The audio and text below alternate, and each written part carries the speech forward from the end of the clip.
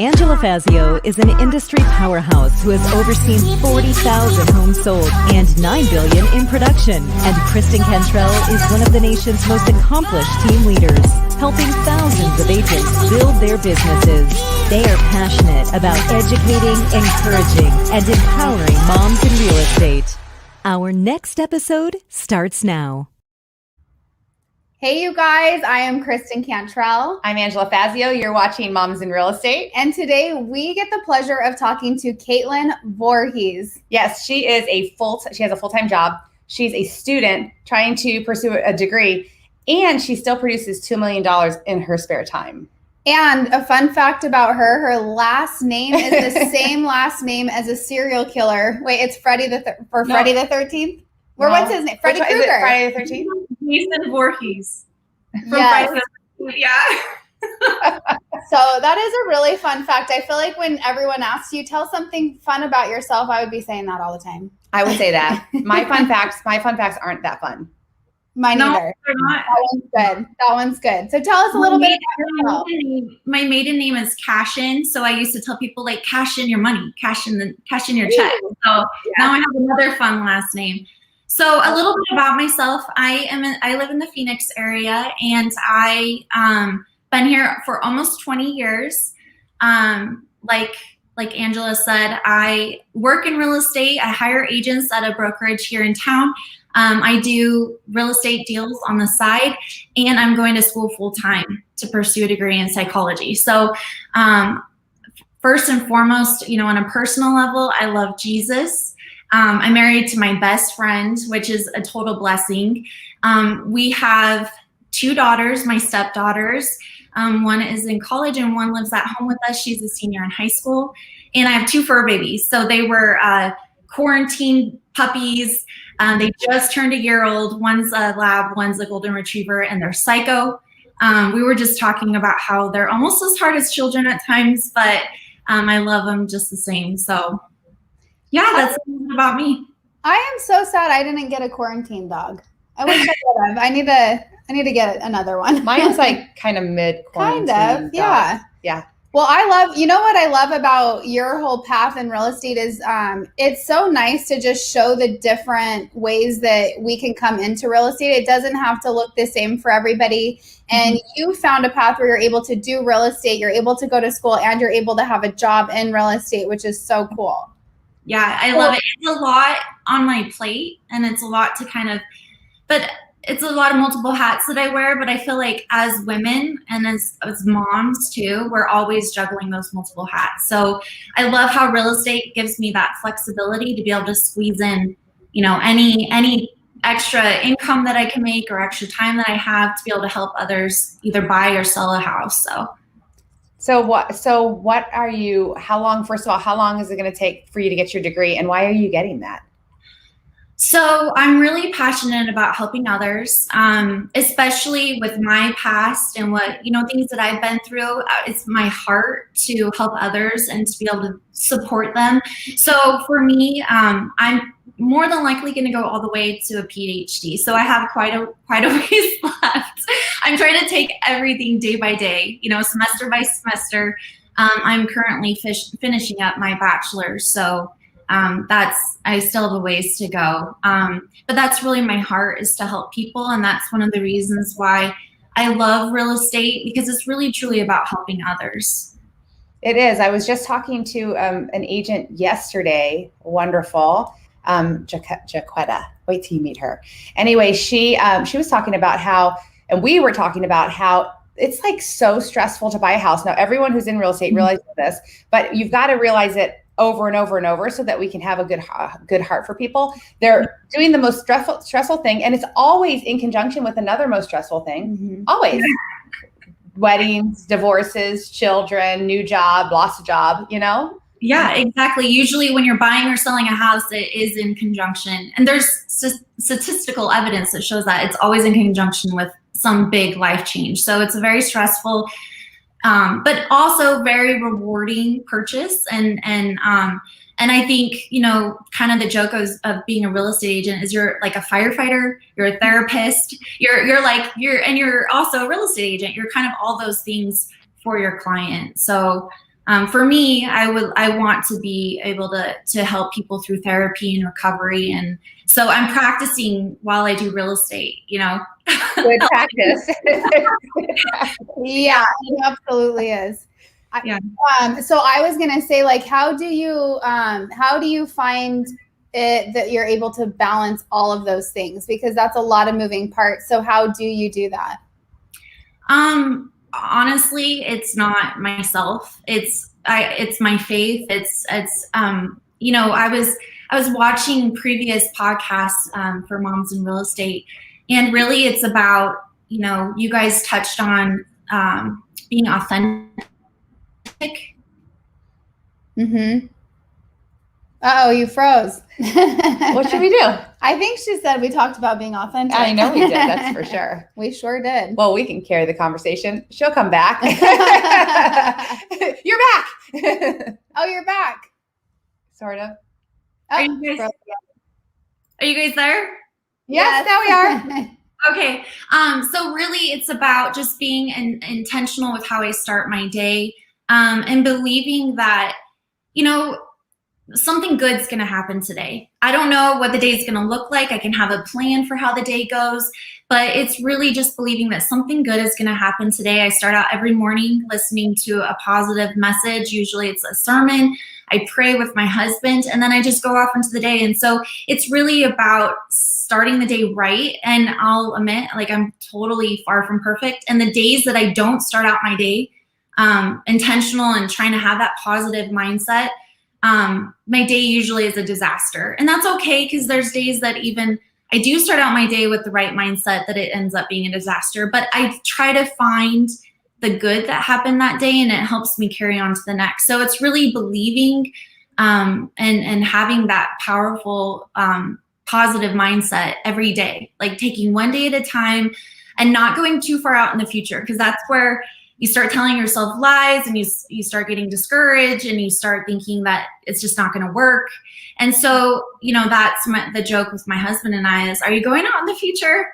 Like, are you going too far out?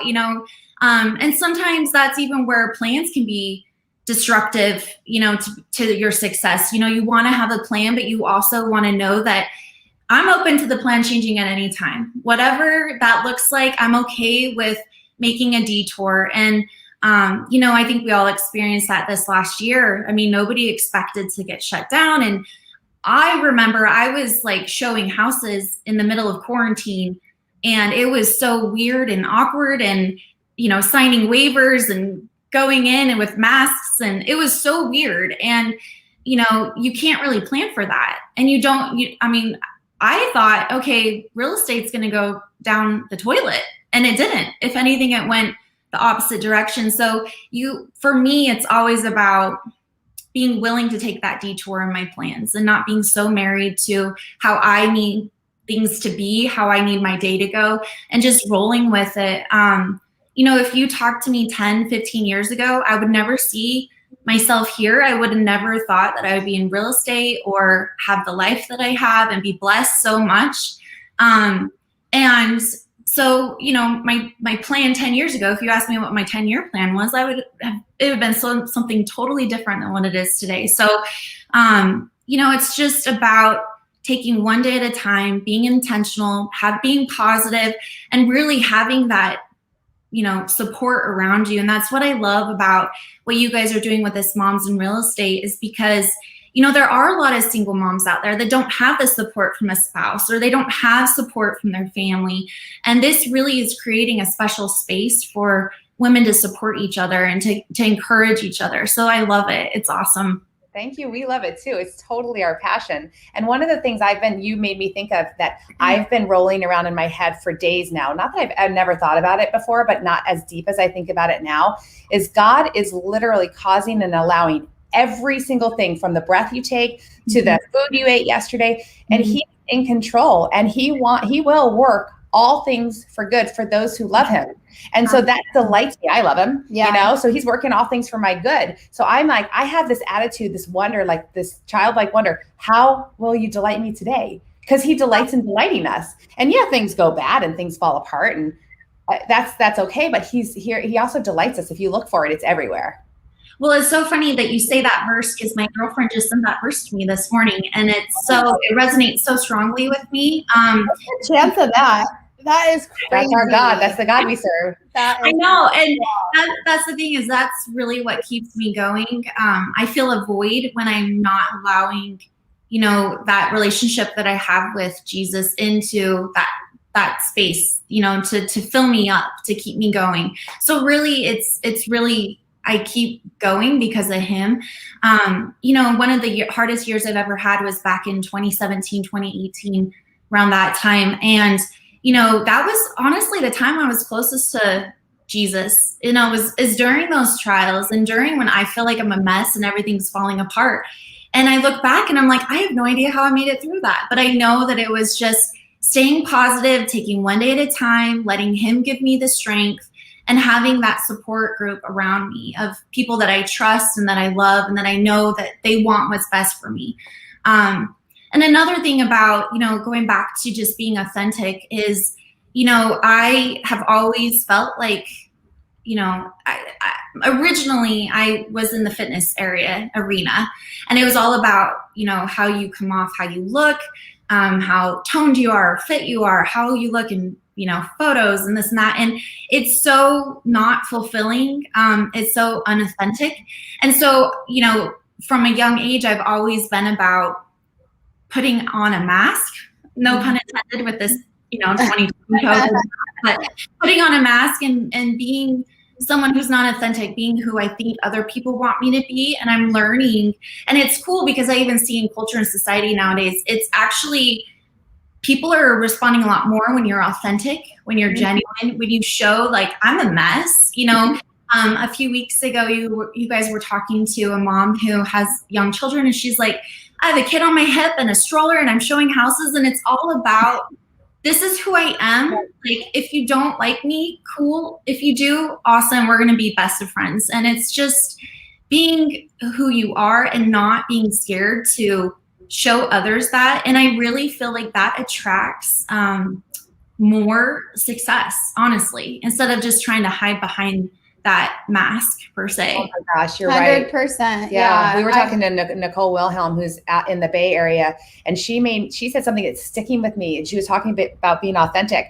And I was like, oh my gosh, you know what the value of being authentic is because if you're not, one day you're going to look around and go, who are all these people that are around me? I don't like them. Well, it's your fault because you weren't being yourself. Yeah. If you're yourself, you're going to attract good people, Exactly. Well, and even in relationships, dating is so scary and hard. And I'm married to my best friend, and it's honestly, I never would have thought that we would have ended up married. We were just friends. We were authentic and genuine and didn't hide from each other. And it ended up turning into something more. And it was a Jesus thing. It was a Jesus relationship, but it was because the masks were got down. And so, and that goes for, romantic relationships in business or real estate.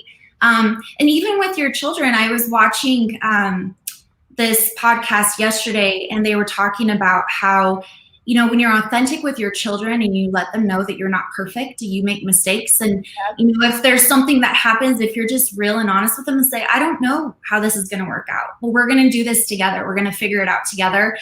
It almost you get the reward of respect in a deeper way when you do that, instead of just trying to pretend like everything's fine, don't worry about it. And as women, I think we always try to portray that we're strong and that we have it all together, especially for our kids. I mean, even my stepdaughter, I want her always to think highly of me, but there's been situations where I'm like, I don't know what's going to happen. I don't have it figured out, but it's okay. I know you don't either. Like we're going to go through this together, and we're here together. And so it's just consistently being the example, and just being raw and real and genuine and still positive at the same time, still keeping things positive and having the faith that, you know what, I'm going to take one day at a time and I'm going to find the good in that day. So. Yep. I love it. I feel like I always hear like random people in real estate that they ask like, well, what do I wear? Like, am I allowed to wear flip-flops or whatever? And I'm like, why is there this thing where you have to like dress nice in real estate? I'm talking to the wrong two people. Yeah, talking to the wrong people. I'm like, you can be successful and wear jeans and slides if you want. Like, you are attracting people. Like, I'll never wear like, what are they called? Like the women's suits or whatever, because I would be so uncomfortable all day. Like, I don't even know how I would come across. So even when it comes to like social media, when people have like this perfect grid on Instagram, I'm like, that is so not me. Like, I'm a hot mess. If my Instagram looks like so structured, like that's just not even like someone's going to look at that probably and be like, oh, this person has the mask on, right? Like what they're trying to portray. So I'm always like, when I listen to like people teach Instagram and they're talking about that grid, I'm like, that to me makes no sense. Like, you're building this like false image of what your business is. I don't know. So I've always been really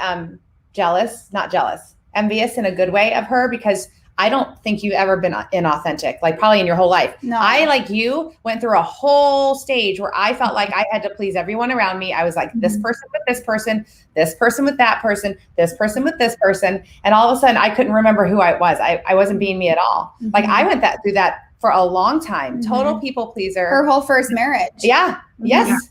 100%. So I know the liberty that comes with, it's okay to be yourself, right? And that's so funny. I saw this post this morning, and I shared it with my husband, but it said something about, basically, I don't know if you need to hear this today, but to all the people pleasers out there, like, there's people who aren't going to like you. And you know what? Who else had people not like them was Jesus. But he still went around doing good and blessing people. And so it kind of gave me a reality check, because it's easy to get stuck back in those old ways of wanting to people please and wanting people to like you and accept you, and not comparing. Kristen, you talking about social media. I mean, I literally stopped posting anything on social media unless it was something that I really felt was safe, because I don't know how to make it look pretty for other people. Like, I compare, like, I'm like, oh my gosh, this girl, her Instagram page looks amazing. It's all the same colors and it just flows so well. And I'm like, I don't have the time for that. So I just don't post unless it's something that I know is safe, Yeah. So Mm-hmm. Yeah. It's hard not to compare. And I see, even what the teenagers are going through with social media. Oh, I can't even imagine. Comparing and just, but I think it's so good for us to know as women that we do that, but also to be able to talk to our kids about that. We do that with real estate, other people who, for me, I've never been killing it in real estate. I'm not doing 30, 40, 50 transactions a year. I do it on the side. I do it for extra money. It's been a blessing to my family. But I get in this place where I compare myself. And you know what? If you're a mom and you're making an extra $30, $40, $50,000 a year doing real estate deals when you can, that's amazing. That's awesome. Yeah. That's amazing. If you're raising kids and you're just doing, I feel like some women, they feel like, oh my gosh, this other mom is doing 4 transactions a month and I'm only doing 1 every couple months. You know what? That is still incredible. And we're all on a journey, and all of our journeys look a little bit different depending on where you're at, So yeah. I have to pray a lot about and this is just a true confession. I have to pray out the comparison thing. Oh yeah. I have to pray it out, because it's so hard not to constantly compare myself to others. And I know that's bad and awful, but those thoughts come in and I try to take them captive and throw them out. Yeah. Because it's horrible. It's it'll like choke you to death if you let that ruminate in your head.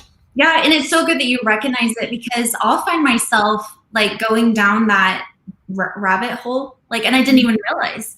Like, I'm comparing and I'm like, oh my gosh, they're doing this. And then I start looking at myself and I'm like, oh, I'm like a total mess. I have no idea. I need to get more organized, and I start, and before I know it, I'm this complete rabbit hole 5 years down the road, telling myself lies that I'm not going to make it. And so I think as women, we need to hear that, like, we're okay right where we're at. And you just have to keep believing in yourself. For me, it's all about Jesus for me, and believing that, with God, like, anything is possible. And, even with our journey, our next step, we want to have children. And, I have 2 stepdaughters. They're basically one's already moved out, one still lives at home, but is going to move out in the next year. And so even to have a kid at this point would seem impossible, but we keep running against these stumbling blocks with infertility and just different things that come up. And it's like, you know what? Okay, with this might seem impossible, but I believe in you, God. And I believe that you're going to make a way for this to happen. And we can take that in any area of our life. Yeah, I agree. God, my gosh, I have so much to say to you when we get off camera. So much to say to you. But we got to see this funny. We have to wrap it up with this funny comment. Haha, my brother made fun of me when I got my license and said I had to get a wig. Maybe that's why I will never wear a pantsuit. I don't ever want to be associated with that chick. Yes, there we go. We just got political. I love it. I love it. Oh, Katelynn, let me just tell you something. I know that was a perfect way to end. Yeah, that was freaking awesome. I'm posting that on my social media. That was so good. I have to admit, I still have pantsuits in my closet, and now I think I need to have like a bonfire one of these days. No, they're actually really cute on people, but I just anytime I get that dressed up, I'm like, I don't even like to wear dresses, so don't throw out all your dresses. Or like I like jeans and t-shirts. Yes, you do. Yes, you do. Well, anyway, you have been the most amazing blessing. Do not get off when we're done. You guys, I know you agree that this is probably one of our best episodes. I absolutely loved it. I hope you guys did. If you're listening to this and it's before April 22nd and 23rd, you still have time to sign up for the Flourish event. And we have incredible people speaking. We have incredible people flying in and coming in from the area. And it's going to be the first time that we ever get a bunch of moms in real estate or just women in general together for fellowship. And I'm so excited. I can't wait. Yes. Look at our Instagram. If you have a chance to come, please sign up. There's still some space for sure. And we hope to see you next week. Katelynn, thank you so much. Of course. Bye, everyone. Bye.